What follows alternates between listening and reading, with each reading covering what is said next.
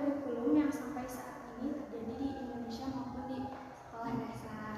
Nah, menurut Bapak kayak gimana sih, pandangan Bapak tuh kayak gimana gitu tentang kurikulum yang sering berubah-ubah? Gini ya, untuk kurikulum memang kayaknya dari dulu sampai sekarang ini selalu berganti-ganti berubah, disesuaikan dengan perkembangan zaman. Nah, kurikulum ini merupakan salah satu jantungnya sekolah ya, pendidikan, karena tanpa ada kurikulum mungkin tidak akan berjalan dengan sesuai dengan rencana. Nah, pergantian kurikulum ini wajar kalau ada perubahan-perubahan. Kenapa? Karena kurikulum ini harus mengikuti perkembangan zaman ya. Nah, perkembangan zaman mana yang harus diikuti ya, seperti sekarang sudah berubah kan, tahun 2022 sekarang ya. Nah, 2023 itu kan nanti akan ada kurikulum baru, bahkan sekarang sudah disosialisasikan itu kurikulum merdeka atau kurikulum prototipe ya. Nah, ini tiada lain yaitu untuk mengejar perkembangan zaman, yang mana perkembangan zaman sekarang ini betul-betul sangat pesat ya perubahan-perubahannya, dan di sini guru pun harus bisa mengikuti itu semua dan menerapkan pada siswa. Nah, agar apa? Agar para siswa itu tidak ketinggalan oleh situasi zaman. Itu aja mungkin ya. Kenapa harus berubah-ubah? Yaitu karena untuk mengikuti zaman seperti ini. Ya, dan juga untuk menyesuaikan dan apa ya istilahnya, mempermudah bagi pendidik untuk menerapkan atau mendidik anaknya di era yang. Kalau misalkan untuk kurikulum sendiri ada nggak sih hambatan?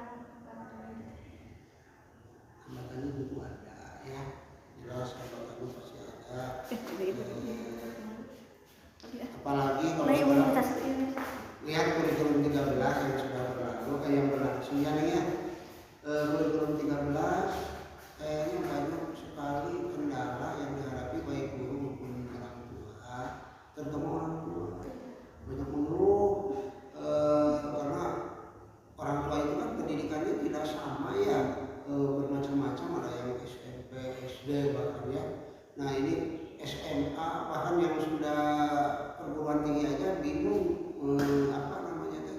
memilah-milah pelajaran yang ada di kurikulum 13 gitu, karena kurikulum 13 itu tematik. Jadi kalau gitu kadang orang bingung pelajaran IPA mana, pelajaran mana, terus dikala ujian ini yang jadi masalah.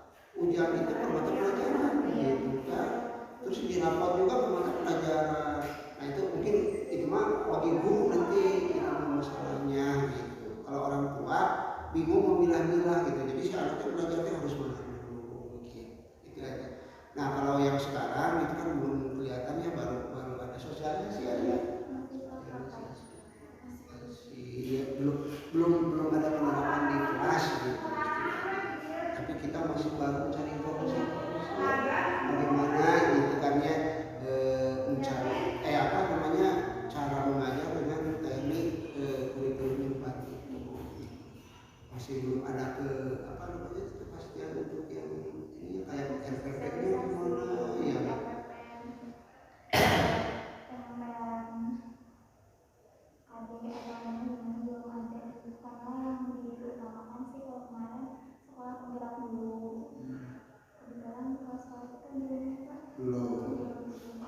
Belum.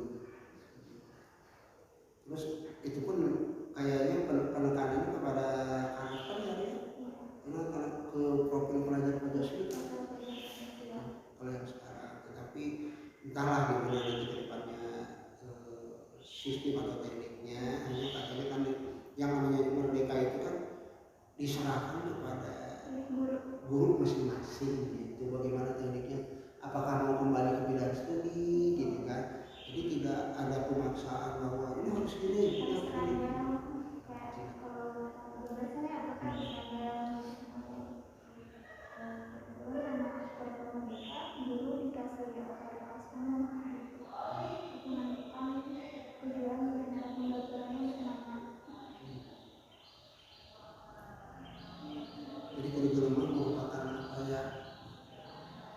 intisari ya, kalau dikatakan intisari jadi kita harus betul-betul mengikuti gitu. Kalau kayak sekarang kurikulum merdeka ya kita ikuti gitu, arahnya mau gimana gitu. Guru itu harus sebagai pelaksana, tapi sambil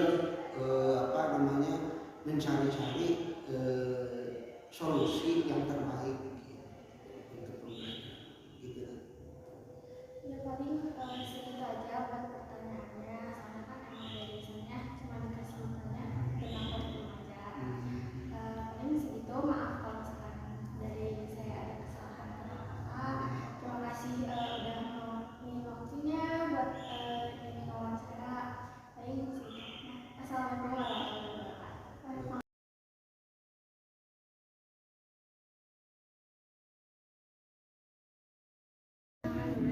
Nama saya Mutiara Putri Daya. Saya mahasiswa dari IKIP ini. Saya ditugaskan untuk mewawancari setiap guru tentang kurikulum di sekolahnya. Jadi kebetulan di S1 3 itu kayak gimana perubahan kurikulum yang sampai saat ini terjadi. Baik, terima kasih.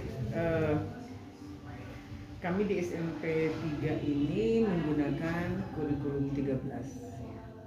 Meskipun beberapa waktu yang lalu kita ketahui bersama ada pandemi, jadi kita memposisikan diri menyesuaikan dengan situasi di sekolah, situasi sekarang ini dengan kurikulum 13 itu sendiri. Karena apa? Karena tampaknya selama pandemi kemarin kita belum bisa ideal ya, dalam kondisi yang tidak ideal. Jadi kita menyesuaikan dengan kurikulum darurat. Namun alhamdulillah dengan berangsurnya waktu, pandemi melandai, jadi kita mengkondisikan pembelajaran itu ada yang PTM dan ada yang PJJ. Jadi sampai saat ini kita masih melaksanakan pembelajaran itu PTM 50%, PJJ 50% dengan durasi waktu selama 4 jam di sekolah gitu. Nah, untuk sementara seperti itu, jadi insya Allah kurikulum 13 yang kita pakai di sini. Meskipun insya Allah tahun ajaran baru kita terpilih menjadi diamanahi amanat ya sebagai sekolah penggerak. Jadi sekolah penggerak itu untuk angkatan kedua ini di Bandung SMP 3 saja. Sementara tahun kemarin angkatan yang pertama itu ada kalau tidak salah 5 SMP negeri, SMP 2, SMP 38, SMP 54, SMP 19, SMP 12. Nah, untuk tahun ajaran baru ke depan insya Allah kami yang diamanahi sebagai sekolah penggerak. Otomatis atas kesepakatan bersama baik stakeholder, kepala sekolah, keluarga sekolah di sini, akhirnya kita menggunakan nanti kurikulum merdeka, begitu. Terus kan pasti di setiap kurikulum ada hambatannya. Hambatan tersendiri itu apa sih? Kalau berbicara ideal ya, sebetulnya kurikulum 13 juga belum optimal sih bisa kita laksanakan. Karena apa? Ya itu salah satu hambatan. Meskipun hambatan itu juga bisa dikatakan besar, ya besar, enggak juga ya enggak. Artinya gini, kembali lagi kepada SDM kita. Kalau gurunya visioner, kurikulum apapun bisa dikembangkan dengan baik. Tapi kalau gurunya ya masih dengan konsep lama ya kurikulum 13 juga belum optimal. Hanya SMP 3 ini alhamdulillah untuk Bandung Selatan itu masih yang terbaik ya. Kepala sekolah juga komitmen betul, guru-guru juga mau melakukan perubahan gitu, sehingga alhamdulillah kita terpilih jadi sekolah penggerak. Hambatan yang berikutnya kalau kita berbicara masalah infrastruktur juga dinas sekarang kan sudah memfasilitasi gitu ya. Hanya mungkin karena kondisi sekarang ya, jadi perlu support, perlu penyegaran mungkin gitu ya, karena kondisi pandemi sehingga ya otomatis hambatan itu juga bertambah.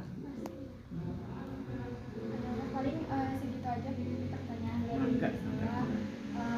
Maaf apabila ada kesalahan kata. Terus terima kasih banyak Ibu udah meluangin waktunya buat mau wawancara di sini tuh. Assalamualaikum warahmatullahi wabarakatuh. Iya, Waalaikumsalam.